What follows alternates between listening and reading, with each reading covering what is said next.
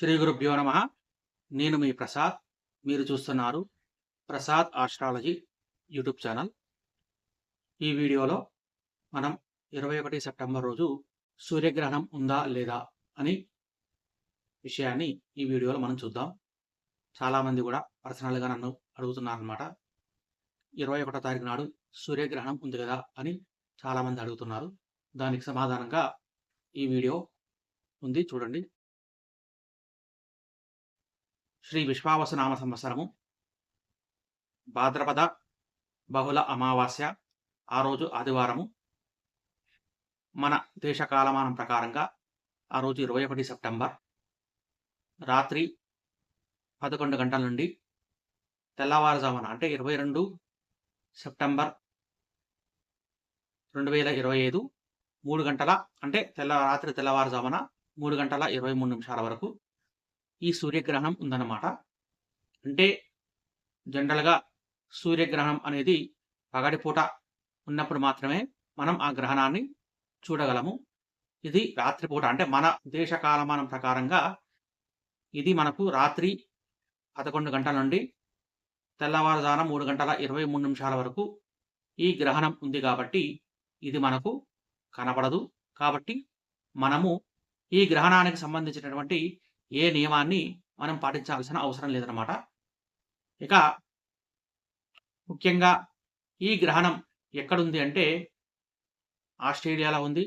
Australia, New Zealand, Atlantic మహాసముద్రం, Antarctica, Pacific మహాసముద్రం తదితర ప్రాంతాల్లో ముఖ్యంగా ఈ గ్రహణం ఉందన్నమాట.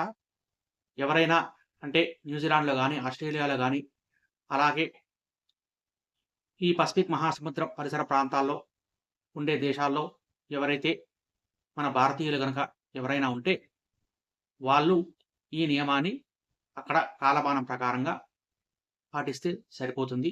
అంతేకాని మన దేశంలో గ్రహణం లేదు కాబట్టి మనం ఏ నియమాన్ని పాటించాల్సిన అవసరం లేదు.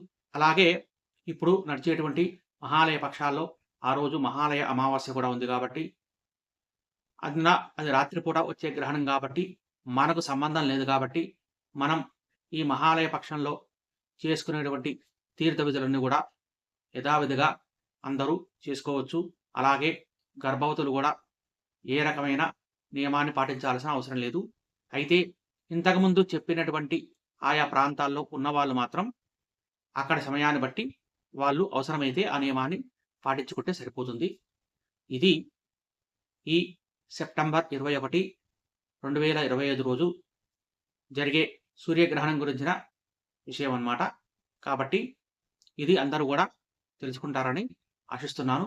అలాగే ఈ వీడియో కనుక మీకు నచ్చితే లైక్ చేయండి. అలాగే ఇది అందరికీ ఉపయోగపడే వీడియో కాబట్టి మీ బంధుమిత్రులందరికీ కూడా షేర్ చేయండి. అలాగే మన ఛానల్ని కనుక ఎవరైనా సబ్స్క్రైబ్ చేసుకోకపోతే దయచేసి సబ్స్క్రైబ్ చేసుకోండి. గోబ్రాహ్మణేభ్యః శుభమస్తు నిత్యం. లోకా సమస్తా సుఖినో భవంతు. స్వస్తి.